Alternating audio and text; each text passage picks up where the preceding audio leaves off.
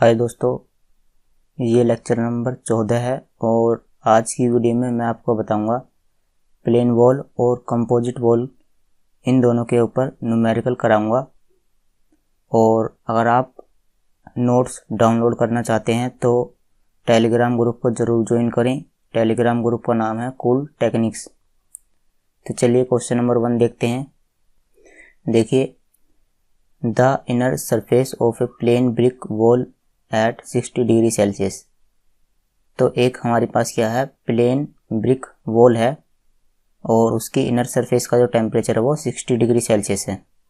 देखिए, मान लेते हैं कि जैसे ये प्लेन ब्रिक वॉल है और इसकी जो इधर की साइड है ये इनर सरफेस है और इधर की साइड जो है ये आउटर सरफेस है ये वाली। तो इधर की साइड का जो टेम्परेचर है वो कितना है, 60 डिग्री सेल्सियस। तो ये आ गया 60 degree Celsius and outer surface is at 35 degree Celsius. यहाँ पर ये जो टेम्परेचर है वो कितना है, 35 degree Celsius. Calculate the rate of heat transfer per metre square of surface. ये क्या है, per metre square of surface area of wall which is 220 mm thick. तो इस वॉल की थिकनेस 220 mm है, 220 mm। The thermal conductivity of the brick is 0.51 watt per meter degree Celsius.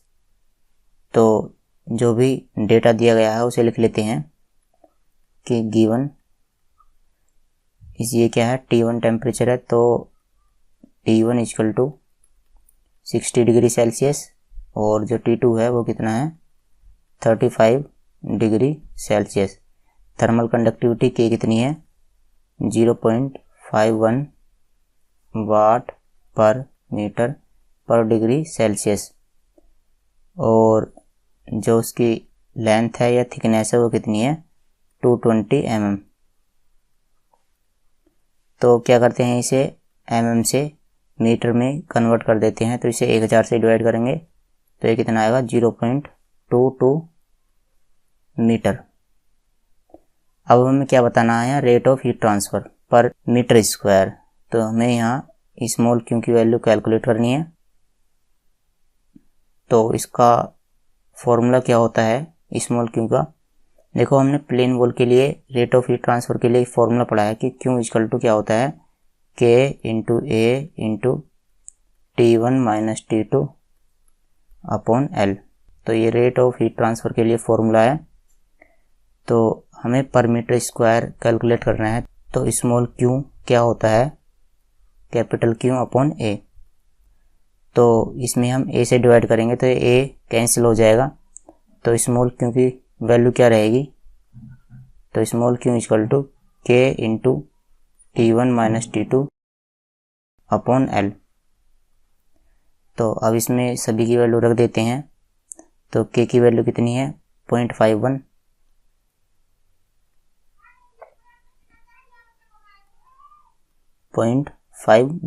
Into T1 कितना है हमारे पास 60 और T2 हमारे पास कितना है 35 और उसकी थिकनेस कितनी है, वो है हमारे पास 0.22।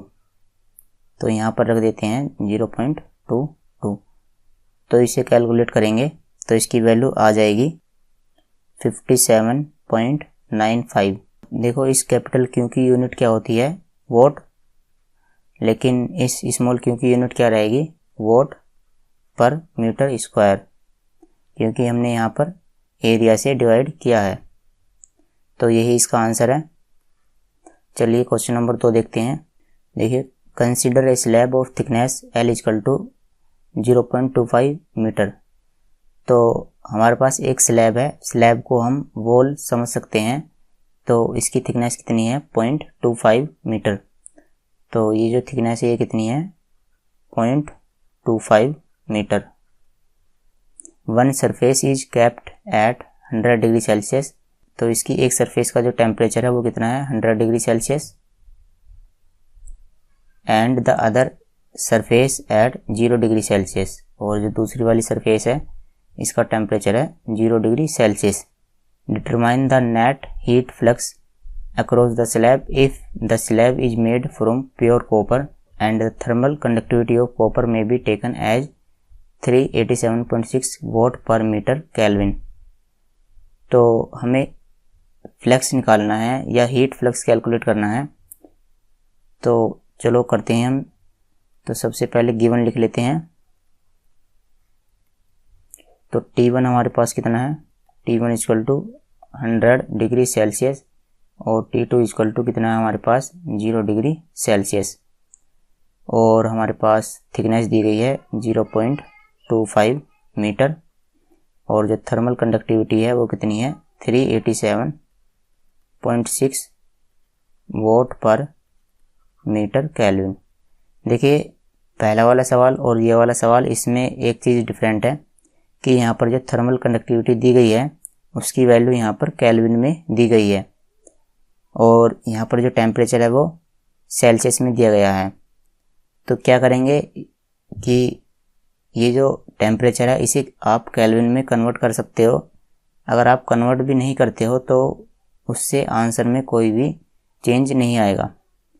तो इस T1 को हम क्या करते हैं कि केल्विन में कन्वर्ट कर देते हैं। तो 100 प्लस 273, तो ये कितना आ जाएगा 373 केल्विन, और इसी तरह से 0 प्लस 273, तो ये कितना आएगा 273 केल्विन। अब आप एक चीज़ देखिए कि T1 माइनस T2 पहले कितना था 100 माइनस 0, तो कितना मिलेगा 100 मिलेगा, और T1 माइनस T2 अब देखिए कि अब कितना मिलेगा 373 में से 273 घटाएंगे तो ये भी अब भी कितना मिल रहा है, ये अब भी 100 मिल रहा है। तो इसकी वैल्यू क्या है कि वो चेंज नहीं होती है, क्योंकि हम यहाँ पर टेम्परेचर में डिफरेंस लेते हैं, और डिफरेंस लेते हैं तो उससे कोई भी चेंज नहीं मिलता है। तो इसमें हमें क्या कैलकुलेट करना है, स्मॉल क्यू, क्योंकि यहाँ पर एरिया तो नहीं दिया गया है। तो एरिया नहीं दिया गया है तो हम स्मॉल क्यू ही कैलकुलेट करेंगे। तो स्मॉल क्यू क्या होता है, कैपिटल क्यू अपॉन ए। तो स्मॉल क्यू की वैल्यू क्या आ जाएगी, K into T1 minus T2 upon L। ये जो A रहेगा वो तो कट जाएगा, और K की वैल्यू कितनी है 387.6, और T1 की वैल्यू 373 माइनस 273 अपॉन L की वैल्यू हमारे पास है 0.25। ये जो L है वो कितना है 0.25। तो इसे कैलकुलेट करेंगे तो हीट फ्लक्स कितना आ जाएगा, उसे लिख देते हैं 155,040 वोट पर मीटर स्क्वायर। तो ये हीट फ्लक्स की वैल्यू है और यही इसका आंसर है। चलिए क्वेश्चन नंबर 3 देखते हैं। अब देखिए इसमें क्या दिया गया है, ए रिएक्टर्स वॉल 320 mm थिक। तो एक रिएक्टर है और जिसकी वॉल है उसकी थिकनेस कितनी है 320 mm है। Is made up of an inner layer of fire brick, और जिसकी थर्मल कंडक्टिविटी कितनी है 0.84, covered with a layer of insulation. तो यहाँ पर हमारे पास क्या है कि एक रिएक्टर वॉल है जिसकी कुल थिकनेस कितनी है 320 mm। तो ये जो टोटल थिकनेस है वो कितनी है 320 mm। अब इसमें क्या है कि इसकी जो इनर लेयर है वो किसकी बनी हुई है, वो फायर ब्रिक की बनी हुई है। तो मान लेते हैं कि ये क्या है इनर लेयर है और ये किसकी बनी हुई है फायर ब्रिक, और जो आउटर लेयर है वो किसकी बनी हुई है, वो एक इंसुलेशन की बनी हुई है। तो ये क्या है इंसुलेशन। अब देखिए the reactor operates at a temperature of 1325 degree Celsius and the ambient temperature is 25 degree Celsius. तो जैसे कि ये इनर सरफेस है, कितनी है आपका टेम्परेचर इसके इनर सरफेस का 1325 डिग्री सेल्सियस। यहाँ पर कोई भी आपका रेडियोएक्टिव मटेरियल होगा, जैसे कि यहाँ पर यूरेनियम है और उससे हीट निकलती है, तो उससे जितनी भी हीट निकलेगी वो यहाँ पर सेम ही रहेगी। और ये जो इंटरफेस टेम्परेचर है वो यहाँ पर इसका टेम्परेचर थोड़ा सा डाउन चला जाएगा, और ये जो आउटर सरफेस है इस पर टेम्परेचर और थोड़ा सा डाउन चला जाएगा। अब इसमें देखिए क्या बोला गया है, and the ambient temperature is 25 degree Celsius. तो एम्बियंट का मतलब एटमॉस्फेरिक टेम्परेचर, तो वो जो बाहर वाला जो टेम्परेचर है वो कितना है, 25 degree Celsius. Determine the thickness of fire brick, तो हमें फायर ब्रिक की थिकनेस बतानी है ये वाली, एंड इंसुलेशन, और इंसुलेशन की भी हमें थिकनेस बतानी है, which gives minimum heat loss. और सेकंड पार्ट में देखिए क्या है, calculate the heat loss presuming that the insulating material has a maximum temperature of 1200 degree Celsius. तो जो इंसुलेटिंग मटेरियल है उसका जो मैक्सिमम टेम्परेचर है वो कितना दिया गया हमें, 1200 डिग्री सेल्सियस, और हमें हीट फ्लक्स कैलकुलेट करना है। तो जैसे कि ये इंसुलेटिंग मटेरियल है, इसका सबसे मैक्सिमम टेम्परेचर कहाँ होगा, वो यहाँ पर रहेगा, और मिनिमम टेम्परेचर इसका कहाँ पर रहेगा, वो यहाँ पर रहेगा इधर की तरफ, और जो मैक्सिमम है वो यहाँ पर रहेगा इंटरफेस पर। तो ये वाला टेम्परेचर कितना दिया गया है, वो 1200 डिग्री सेल्सियस। तो सबसे पहले हम मान लेते हैं कि जो इसकी थिकनेस है फायर ब्रिक की, वो हम मान लेते हैं कैपिटल LA, और जो इंसुलेशन की थिकनेस है वो उसे हम मान लेते हैं कैपिटल LB। अब देखिए करते हैं इसे, क्योंकि हमें पता है कि जो रेट ऑफ हीट ट्रांसफ़र है वो फायर ब्रिक और इंसुलेशन दोनों के लिए सेम ही रहेगा। तो गिवन लिख लेते हैं। तो हमें T1 दे रखा है 1325 डिग्री सेल्सियस, और T2 दे रखा है हमें 1200 डिग्री सेल्सियस, और T3 हमारे पास कितना है, 25 डिग्री सेल्सियस। और जो वॉल थिकनेस है वो 320 mm है। और थर्मल कंडक्टिविटी लिख लेते हैं कि मान लेते हैं कि जैसे ये फायर ब्रिक को कैपिटल A से रिप्रेजेंट किया जाता है, और जो इंसुलेशन है उसे कैपिटल B से रिप्रेजेंट किया जाता है। तो KA यानी thermal conductivity of fire brick वो कितनी दे रखी है हमें, ये 0.84 है, 0.84 वॉट पर मीटर पर डिग्री सेल्सियस। और जो थर्मल कंडक्टिविटी ऑफ B वो कितनी है, 0.16 वॉट पर मीटर डिग्री सेल्सियस। तो चलो इसे सोल्व करते हैं। और पहले वाले पार्ट में हमें क्या बताना है, thickness of fire brick and insulation, यानी LA और LB हमें कैलकुलेट करना है। तो पहले वाले पार्ट में हमें LA की वैल्यू बतानी है और LB की वैल्यू बतानी है। तो देखो हमें पता है कि जो रेट ऑफ हीट ट्रांसफ़र है Q वो दोनों वॉल के लिए सेम रहेगा, और क्योंकि क्या वैल्यू रहेगी, KA into A into T1 minus T2 upon thickness कितनी है इसकी LA, बराबर इसी तरह से K इसकी जो थर्मल कंडक्टिविटी है वो किससे रिप्रेजेंट कर रहे हैं हम, KB से, तो यहाँ KB into A into temperature यहाँ T2 minus T3 minus T3 upon इसकी थिकनेस कितनी है LB। अब देखिए क्या करते हैं, हम इन दोनों को रख लेते हैं साथ साथ।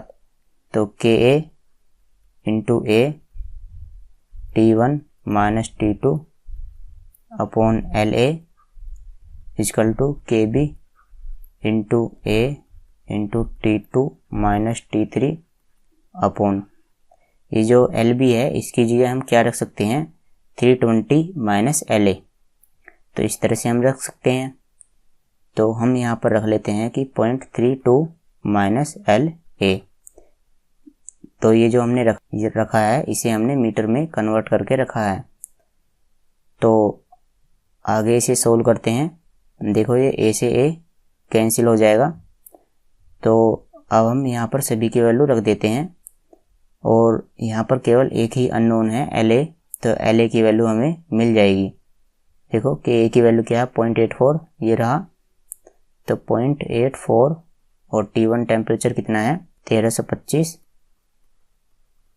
और T2 टेम्परेचर कितना है इंटरफेस टेम्परेचर 1200, और LA हमें पता करना है। इसी तरह से KB कितना है हमारे पास 0.16, T2 टेम्परेचर 1200, और T3 हमारे पास कितना है एम्बिएंट टेम्परेचर वो कितना है 25 degree Celsius upon 0.32 minus LA। अब इसे सोल्व करेंगे तो ये आ जाएगा 105 अपॉन LA बराबर, और इसे सोल्व करेंगे तो ये आ जाएगा हमारे पास 188 अपॉन 0.32 माइनस LA। अब क्या करेंगे, इसकी क्रॉस गुणा करते हैं, तो इस तरह से क्रॉस गुणा करते हैं तो 105 की 0.32 में मल्टीप्लाई करेंगे तो ये आ जाएगा 33.6, और 105 की LA में गुणा करेंगे तो कितना आ जाएगा 105 इंटू LA बराबर, और ये कितना आएगा 188 इंटू LA, तो 33.6 बराबर 188 LA प्लस 105 LA। तो इन दोनों को ऐड कर देते हैं, ये आ जाएगा 293 LA, और LA की वैल्यू यहाँ से कैलकुलेट करते हैं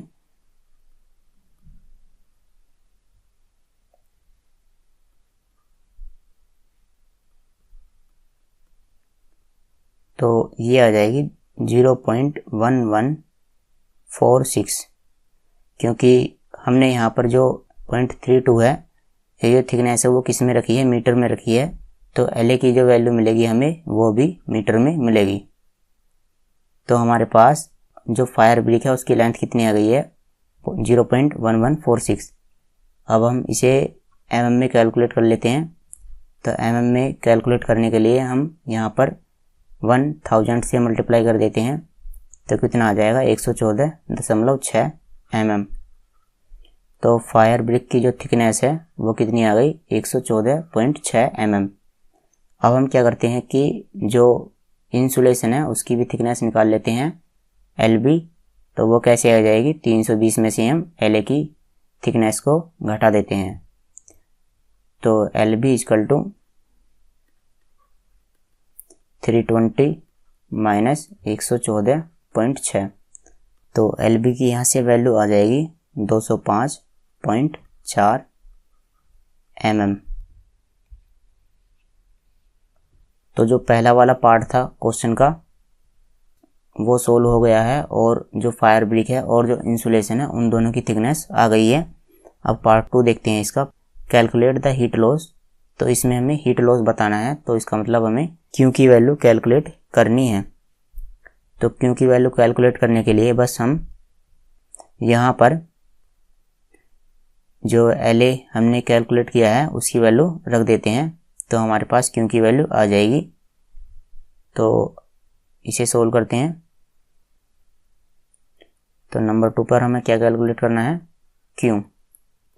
तो Q के लिए क्या फॉर्मूला है KA इंटू A, तो यहाँ से कट जाएगा, और T1 माइनस T2 अपॉन में LA, क्योंकि हम यहाँ पर मीटर स्क्वायर की बात करते हैं।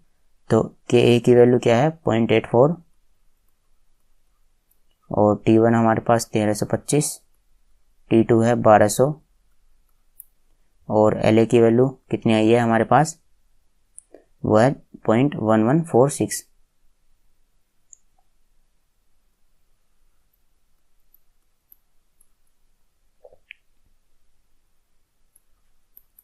तो इसे सोल्व करने पर ये आ जाएगा 916.23 वोट पर।